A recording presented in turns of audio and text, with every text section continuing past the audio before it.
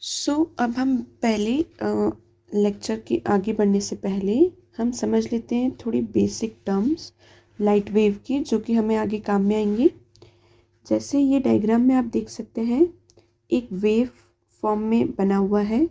तो ये जो ऊपर बनता है, ठीक है, मतलब ऐसे मैक्सिमा जैसे आपने पढ़ा होगा ना, तो जो मैक्सिमा टाइप बनता है उसको हम बोलते हैं एंटी नोड, और जो एक्सिस को टच करता है उसको हम बोलते हैं नोड। मतलब जैसे ये एक नोड हो गया, ये एक नोड हो गया, जो ऊपर वाले होते हैं उसको एंटी नोड बोलते हैं, ठीक है।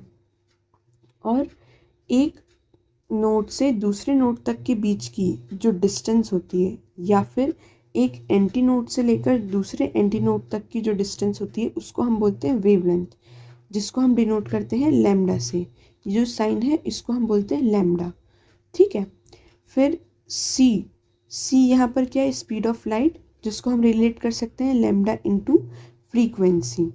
और एनर्जी के टर्म्स में हम बोल सकते हैं energy is equals to H into frequency.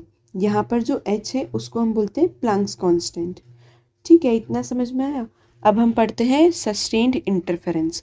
ये जो बातें भी हमने करी ये हमें आगे काम में आएंगी, ठीक है।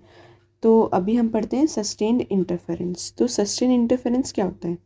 तो if interference pattern in which dark and bright fringe position are fixed on the screen. Basically हम क्या कहना चाह रहे हैं कि अगर कोई ऐसा इंटरफेरेंस है जहाँ पर पोजीशन ऑफ फ्रिंजेस फिक्स्ड हो जाती हैं, तो उस पैटर्न को हम क्या बोलेंगे, सस्टेन्ड इंटरफेरेंस।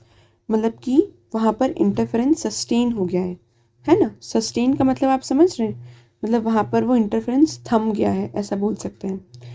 तो वो हो जाएगा अपना सस्टेन इंटरफेरेंस। अब इसकी कंडीशन क्या होती है? तो सबसे पहली, सोर्स जो है वो मोनोक्रोमेटिक होना चाहिए, two source must be coherent होना चाहिए, है ना, और two waves must travel with same velocity, ठीक है। तो अगर ये तीनों कंडीशन सेटिस्फाई होती है तो वो सस्टेन इंटरफेरेंस होगा। और सस्टेन मतलब कि ऐसा इंटरफेरेंस पैटर्न जिसमें पोजीशन फिक्स्ड हो, ओके।